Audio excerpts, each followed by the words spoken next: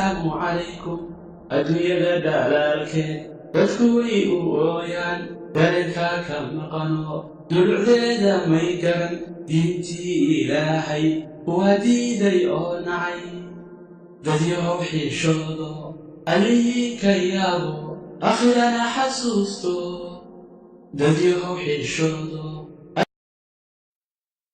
إن الحمد لله أحمده وأستعينه وأستهديه وأعوذ بالله من شر نفسي ومن سيئات أعمالي من يهده الله فهو المهتد ومن يضلل فلن تجد له وليا مرشدا وأشهد أن لا إله إلا الله وحده لا شريك له شهادة أشهد بها مع شاهدين وأتخذها عند الله عزة ليوم الدين وأشهد أن الحلال ما أحله الله وأن الحرام ما حرمه وأن الدين ما شرعه وأشهد أن الساعة آتية لا ريب فيها وأشهد أن الله يبعث من في القبور وأشهد أن محمدا عبده ورسوله وصفيه من خلقه وحبيبه. اللهم صل على سيدنا محمد وعلى آل سيدنا محمد كما صليت على سيدنا إبراهيم وعلى آل سيدنا إبراهيم وبارك على سيدنا محمد وعلى آل سيدنا محمد كما باركت على سيدنا إبراهيم وعلى آل سيدنا إبراهيم في العالمين إنك حميد مجيد. يا أيها الذين آمنوا اتقوا الله حق تقاته ولا تموتن إلا وأنتم مسلمون. وبعد معاشر السادة إخوتي في الدين والمعتقد، لقد تحدثت مع حضراتكم في جمعة سابقة على أهمية أن نهتم بحقيقة الدين والوجه بديلا عن الاهتمام بالأشكال والصور، فإن الشكل مطلوب والصورة مطلوبة لكن مع حضور القلب.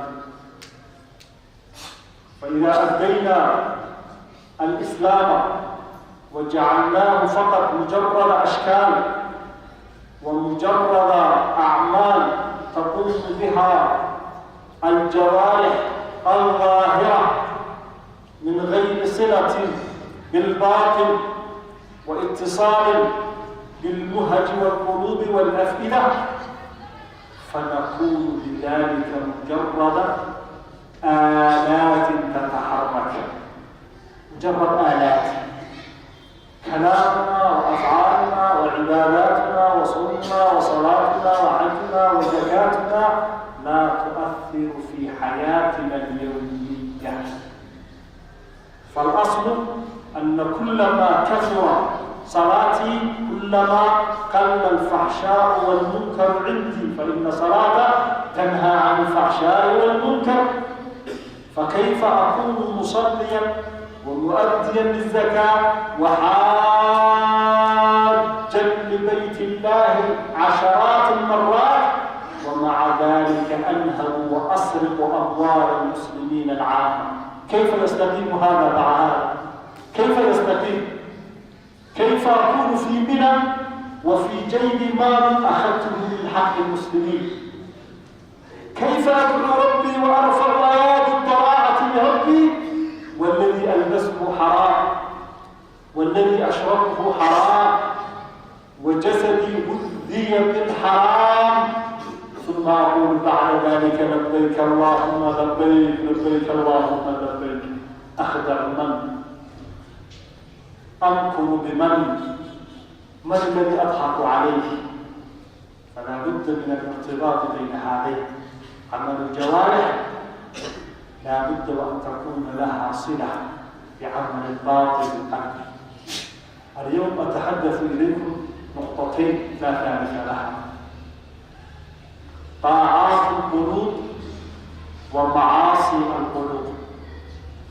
فإن هذا القلب له طاعات خاصة وهذا القلب له معاصي خاصة بها، علينا أن نهتم بها. التوكل على الله، الرجاء الرجاء في رحمته، الخشية من عذابه، الحياء منه، المحبة له، الشوق إليه، الشكر لنعمائه، الصبر على قضائه، الحب فيه والبغض فيه والإنابة إليه والاستعانة به والتوبة إليه سبحانه وتعالى. هذه وكثير غيرها اصطلح عليها العلماء فقالوا هذه طاعة القلوب، وتجدونها في كتاب الله تبارك وتعالى ملأى، ولكننا لا ننبه لها ونقرأها قراءة الحذر ونمر عليها مرور الكرام. لماذا؟ لأننا لا نجد لها أثرا ملموسا في واقع حياتنا السياسية والاقتصادية والاجتماعية. وعلى الله فليتوكل المؤمنون، إنما ذلكم الشيطان يخوف أولياءه فلا تخافون وخافوني إن كنتم مؤمنين. ولا تيأسوا من روح الله إنه لا ييأس من روح الله إلا القوم الكافرون. قل يا عبادي الذين أسرفوا على أنفسهم لا تقنطوا من رحمة الله إن الله يغفر الذنوب جميعا إنه هو الغفور الرحيم. إنهم المؤمنون الذين إذا ذكر الله وجلت قلوبهم وإذا تليت عليهم آياته زادتهم إيمانا وعلى ربهم يتوكلون. من هم يا ربي؟ الذين يقيمون الصلاة ومما رزقناهم ينفقون. ما هي صفتهم يا مولاي؟ أولئك هم المؤمنون حقا. لكل حق حقيقة، ليس ادعاء، ليس أشكالا، ليس طقوسا. الإسلام ليس طقوس. ما وقر في القلب وصدقه العمل، ما وقر في القلب وصدقه العمل ونطق به الجنان وتحركت به الأركان. لذلك سالوا من قبلنا وعزوا وملكوا القلوب قبل الدينار، ملكوا قلوب الناس قبل أن يملكوا بلادهم، بلاد سمرقند وبلاد قبرص وبلاد ما وراء النهر جيحون وسيحون وبلاد البربر والأمازيغ وبلاد الأفارقة الذنوج والهنود. وصلوا إليهم بماذا؟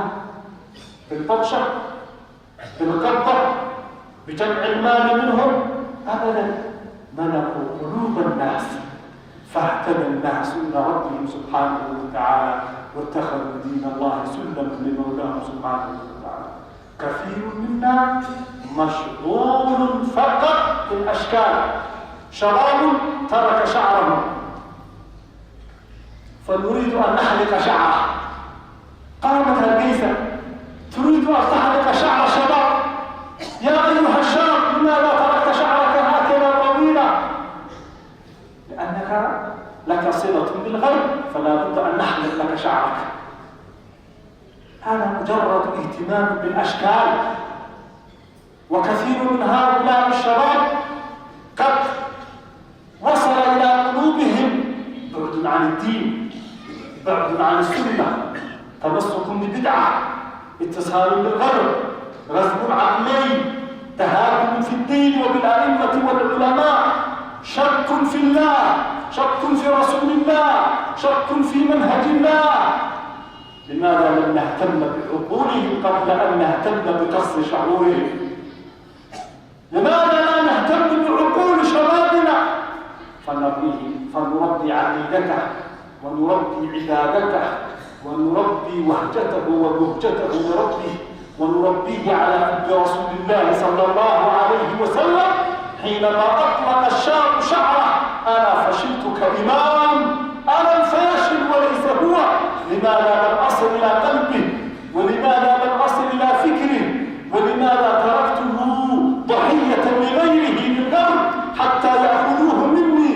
لماذا لم أصل أنا إليه في نواديه وأماكن لعبه وأماكن نهبه حتى أعذبه وأخذ إليه إلى رب السماوات والأرض؟ لا نهتم فقط بالأشكال، نهتم بماذا؟ بالجوهر، ونهتم بالحقيقة. هذه طاعة القلوب. النقطة الثانية معاصي القلوب. معاصي القلوب تجدون أيضا في الإسلام حذرنا أبلغ تحذير من معاصي القلوب، ولا نتنبه نحن لهذا كثيرا. لا نتنبه لهذا كثيرا. العجب، الغرور، الرياء، الشح، حب الدنيا، حب الجاه والسلطان، الحسد، البغضاء، الغضب، وما أكثر ذلك. هذه اسمها ماذا؟ معاصي القلوب. لذلك الإمام الغزالي في إحيائه جعل هذا في الربع المهلكات، جعل هذا من المهلكات، وأخذ هذا العنوان: 3 مهلكات: شح مطاع، وهوى متبع، وإعجاب المرء بنفسه. 3 مهلكات. انظر إلى نفسك، هل أنت بخيل؟ هل أنت شهيع؟ انظر إلى نفسك. هل أنت متبع لهواك؟ إذا تبين لك الدليل الصحيح هل تتركه لأن شيخك وعالمك ذهب إلى غير ذلك؟ تتعصب له. هو المتبع وإعجاب المرء بنفسه. أنا قلت، هذا رأيي، أنا عالم، أنا الذي قلت. 3 مهلكات: شح مطاع، وهوى متبع، وإعجاب المرء بنفسه. إعجاب المرء بنفسه.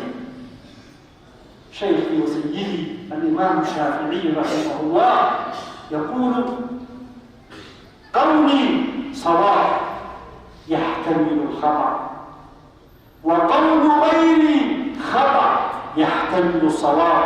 الإمام الشافعي الفقيه يقرر هذه القاعدة حتى يفر من إعجاب المرء بنفسه.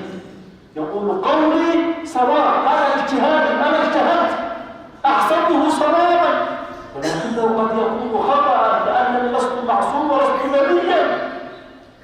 والذي أناقشه في الطرف الآخر أنا أعتقد أن قوله خطأ، ولكنه قد يكون صحيحا. فهذا الرجل وهذا الإمام تحرر من ربقة التقليد، وتحرر من اتباع الهوى، وتجرد لمولاه، فأسكن الله سبحانه وتعالى محبته قلوبنا. شح مطاع، هوى متبع، وإعجاب المرء بنفسه. إن الله لا ينظر إلى أجسامكم وصوركم، ولكن ينظر إلى قلوبكم وأعمالكم. ليست المسألة بالهيئة، وليست المسألة بضخامة الجسد، وليست المسألة بالملابس الغالية. هذا عبد الله بن مسعود رضي الله عنه كان نحيف الساقين، نحيف الساقين، ضعيف. يقال أنه صعد إلى نخلة فهزته الهواء فوقع على الأرض، فالصحابة شافوا رأى ساقي ابن مسعود النحيفتين، فضحك الصحابة. انظر إلى هذا نحيف الساقين. فقال النبي صلى الله عليه وسلم: أو تضحكون بساقي هذا، فوالله عند الله يوم القيامة ساقا عبد الله بن مسعود أفضل عند الله يوم القيامة من جبل أحد. هذا المسكين النحيف، لكن عند الله العزيز. الله يريد أن يغير، النبي يريد أن يغير مفاهيمنا.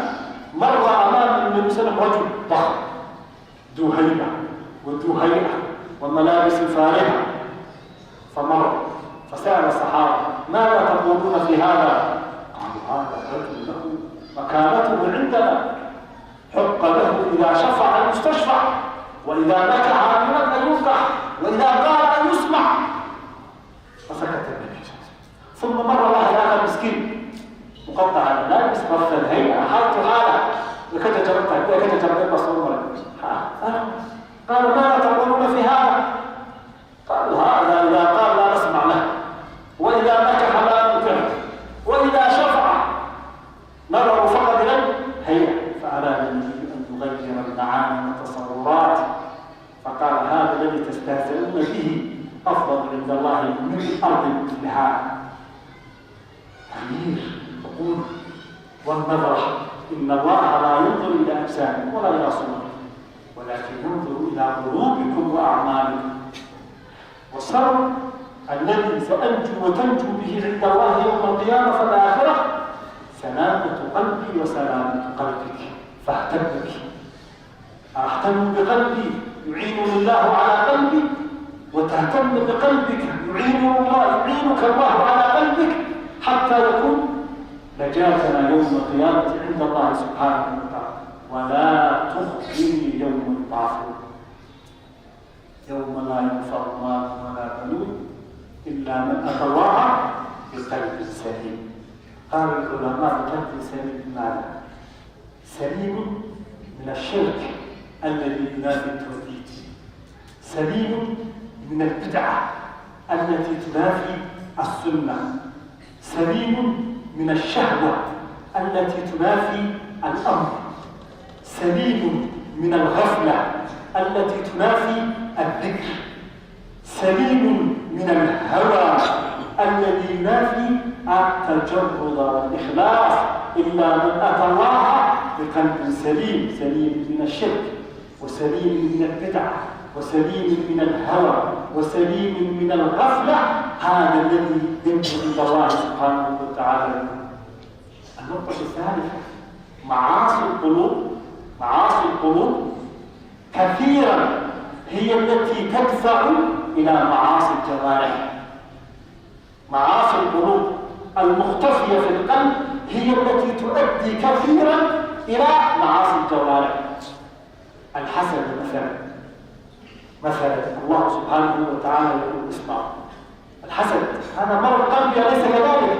يقول الله تبارك وتعالى ود كثير من أهل الكتاب لو يردونكم من بعد إيمانكم كفارا. لماذا؟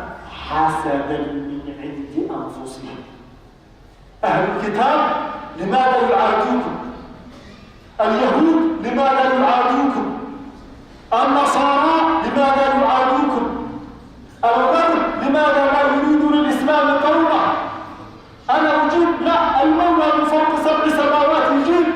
ود كثير من أهل الكتاب لو يردون من بعد إيمانكم كفارا، يريدون أن تكونوا مثلهم. لماذا رب يفعلون؟ قال حسدا من عند أنفسهم من بعد ما تبين لهم الحق.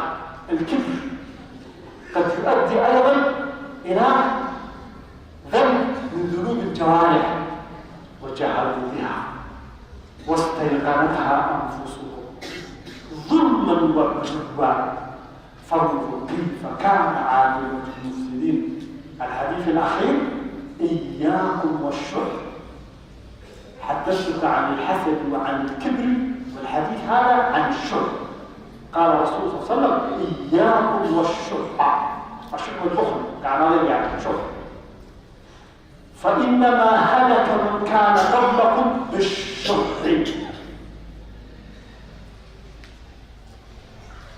أمرهم بالبخل فبخلوا، وأمرهم قطيعة الرحم فقطعوا، وأمرهم بالفجور ففجروا. أقول ما تسمعون وأستغفر الله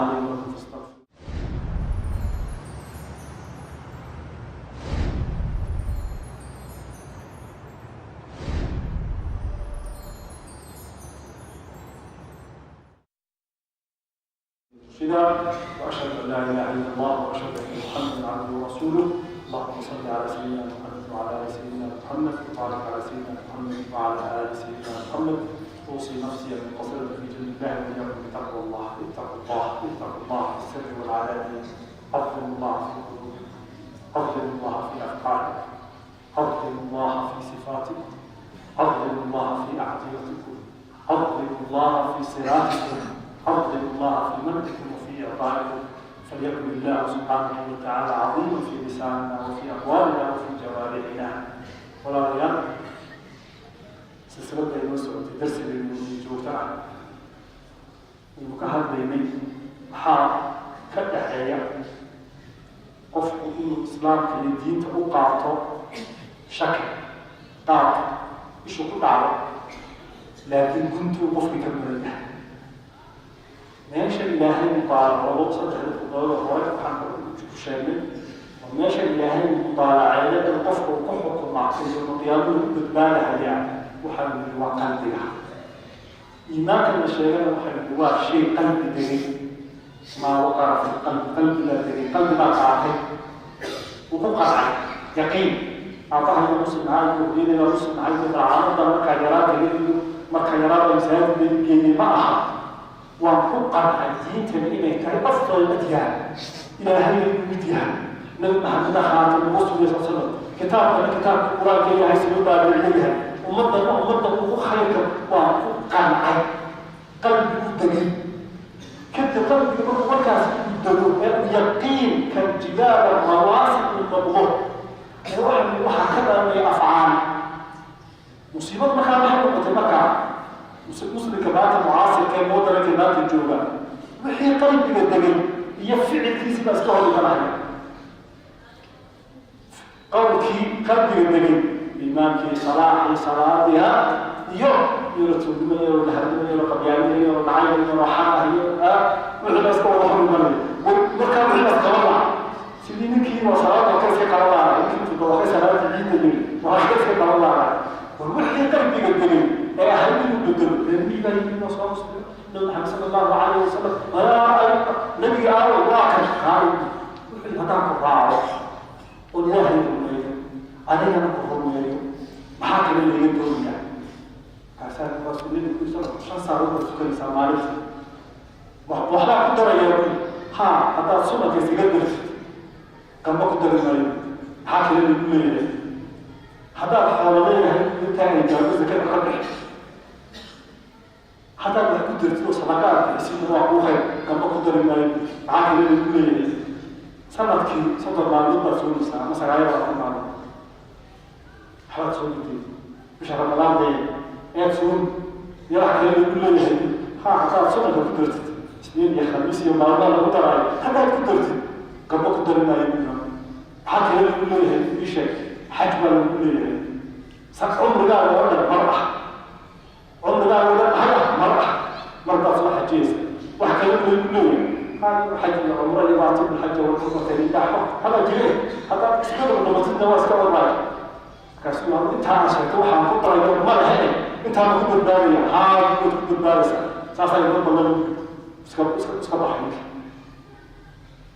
نبي وصحابه اللي حافظه الله عليه ما بقولك افتهم من سيرك صحابه من بلوك يوسف صلى الله عليه وسلم من كاسوى الايمان انت عارف شيء تقرأ كده شنتي سالتك ذكر هذا الدرس زكاه باليوم صوتي سو حرارتي سو توب عمري سنة في حاجة ورنكها سأفقها كذا أفلح الصلاة أفلح وأقول تاكل أبدا إذا سنة الله فلوت شيء كتير إذا يرى النبي صلى الله عليه وسلم هل كواحد دقيق فعل كان راضي من دونه أنظر بإله نوام أما يجب أن نحفظ وقع عندما يرى لكن يوم طبعا كما كان من محمد أنا بقول لك هذا مركز كما أسكت عقارب يعني هذا دور كان يفصح أنت خليك من أربعة أنت كل واسوم لكن إسلام هذا دور كما كان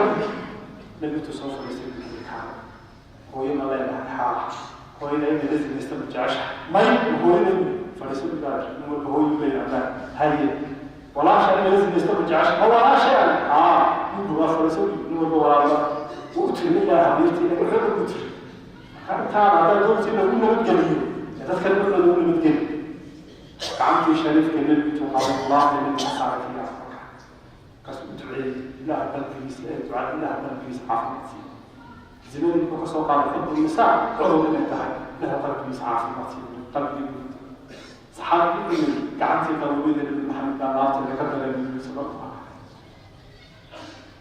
وسلم في شريف كمل قناة من حديث بنور يقول وحان أركب يركب طرقين كلهم قرأ القرآن طرقوا حفاظ كتاب الله هذا شيء إذا كنا رياض واختيار كل غير وحولي الله يبارك فيكم شيء أن يذكر تجينا وحقا قلبي يقول لي وهو الدعاء يطاعات يستحق للجهاد آيات القرآن يقول حفظتي ترجم لي دين الله ولا حيسان والله يقول ولا فسر وهي ولا يقول ولا فسر لا هي له تلهيا ما رأيت إلا أن أقول لا ندبر من الحين ورأيت تفسير في سواء فافر أحاديث تفسير في سواء فافر انتهى إلى عظيم أقوال الأخرياء انتهى بعد النجية محاول ودمجهم لا أعلمون والأن أولا جيدا واحد بقى نحسن وما نقعد إفجأ آخر إنه بدال اليوم مركا نستحي لنا تشري ورمي كاسر وقاتلوا إلى الله الكريم وهو يقين حبيب فيما قال صلى الله عليه وسلم كاسر بموته لا ربيها مسيرون معي وتمهي احمل الموت إيا رأيتنا إيا رأيتنا وحيد معي المغير يعفي العود وحضر سكر كرنا عن إسقاط لذلك إنه قلبي بنوبة بارد والمقلبي مع صلة كإلى اسم الوزير كبيرك أنا كلمة بينما طبحته وعرفت لي انتهى صلى الله عليه وسلم ثلاث مملكات صدق والهدي لا تجد عام والإذن حياتي قاعد أبيك أخيم ولا بيقول المعمل شح المطاع يوم هو المطلع هو المطلع وانا حي حق مكان أركون كم يحكم حتى ويعدهم بدون القاطع إنا وجدنا آباءنا على الله يا يقول إعجاب المرء بنفسه أفق مرء اسمه هذا ويسوي اسمه المستحق يسوي محيط وليه والله يا الله صدق ولكاف كان النبي صلى الله عليه وسلم